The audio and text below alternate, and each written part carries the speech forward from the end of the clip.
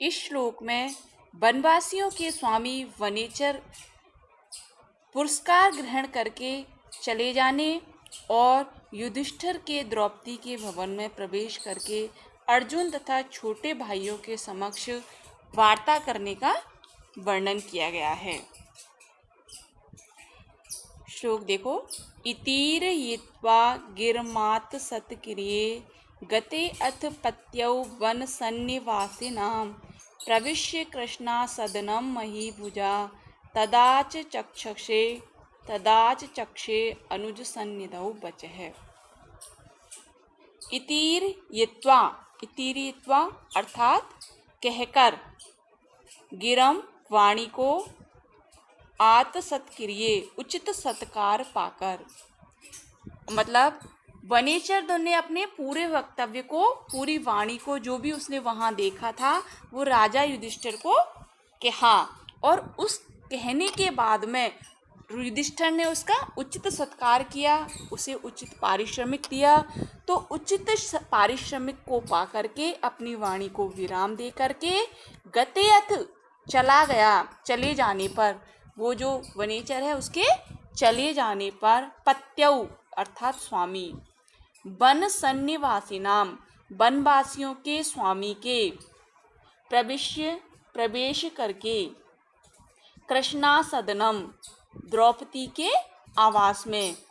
जब वो वनेचर चला जाता है उसके बाद में जो द्रौपदी के आवेश में महीभुजा राजा युधिष्ठिर के द्वारा प्रवेश करके तदाच चक्षे अनुज सन्निधौ छोटे भाइयों के समीप बचह, ये वचन कहे। छोटे भाइयों के समीप आच चक्षे अर्थात कहा, बचे अर्थात वचन, और अनुज सन्निधौ अर्थात छोटे भाइयों के समीप। तो अन्वय से देखते हैं। सबसे पहले वन सन्निवासी नाम, वनवासियों के स्वामी, पत्यौ अर्थात वनवासियों के पति या वनवासियों के स्वामी, वनेचर के, इति गिरम ईरयित्वा इस प्रकार वचन कहकर और आत्सत्क्रिये गते उचित पारितोष पाकर चले जाने पर, अथ महीभुजा महाराज युधिष्ठिर ने द्रौपदी कृष्णासदनम द्रौपदी के भवन में प्रवेश करके और अनुज सन्निधौ अर्जुन आदि छोटे भाइयों के समक्ष उस तत्वचः आचक्षे उस वनेचर की बात को कहा। तो पूर्वोक्त प्रकार से, जिस प्रकार से दुर्योधन का वृत्तांत कहकर, जो कि हमने 25 श्लोकों में पढ़ा था कि दुर्योधन की शासन व्यवस्था कैसी थी, दुर्योधन वहाँ पर किस प्रकार से रह रहा था, अपनी प्रजा के प्रति व्यवहार कैसा था, भाइयों के प्रति व्यवहार कैसा था, अपने बंधुजनों के प्रति व्यवहार कैसा था, उसकी नीति कुशलता कैसी थी, इन सब बातों को, दुर्योधन के पूरे वृत्तांत को कहकर युधिष्ठिर से पुरस्कार प्राप्त कर वनेचर वहाँ से चला गया। युधिष्ठिर ने उसके बाद में कुशल राजनीतिक की भांति शत्रु पर आक्रमण करने से पूर्व गुप्तचर द्वारा शत्रु की गतिविधियों का पता लगाया। गुप्तचर का प्रतिवेदन उसने एकांत में सुना। उस प्रतिवेदन पर विचार करने हेतु एवं भावी युद्ध नीति को बनाने हेतु अपने भाइयों की मंत्रणा लेना आवश्यक समझा। इस निमित्त द्रौपदी के भवन में प्रवेश कर वहां पर अपने भाइयों के समक्ष वनेचर के द्वारा लाए गए गुप्त समाचार सुनाए। इससे पर्याप्त मंत्रणा के बाद ही निर्णय लेना युधिष्ठिर की बुद्धिमत्ता एवं नीतिज्ञता का संकेतक है। किरातार्जुनीयम महाकाव्य के प्रथम सर्ग में यहाँ तक श्लोक संख्या 16 तक वनेचर का कथन कथानक का पूर्व पक्ष है और वनेचर युधिष्ठिर द्वारा नियुक्त गुप्तचर था, उसे उचित पारितोषिक देकर विदा किया गया। अब इसकी संस्कृत व्याख्या देखिए। वन सन्निवासी नाम, अन्वय से लेंगे, वन सन्निवासी नाम अर्थात वनवासी नाम, वनवासी के, पत्यौ अर्थात स्वामिनी, पर्यायवाची शब्दों को लेंगे, अन्वय को लेके और पर्यायवाची शब्दों को लिखेंगे।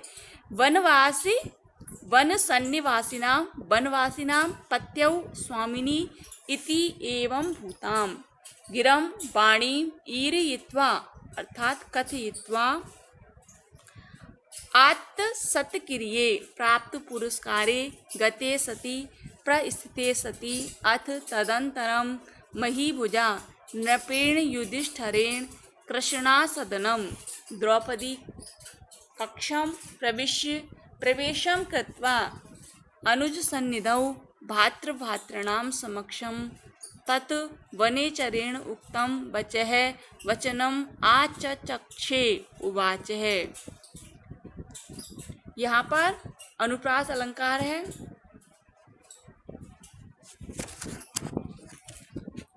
ईरयित्वा, ईर में ऋच और इक्त्वा प्रत्यय है। कृष्णा सदनम, जो कृष्णा सदनम शब्द है, कृष्णायाम सदनम अर्थात द्रौपदी का कक्ष, सदनम कृष्णाया सदनम, कृष्णा सदनम षष्ठी तत्पुरुष।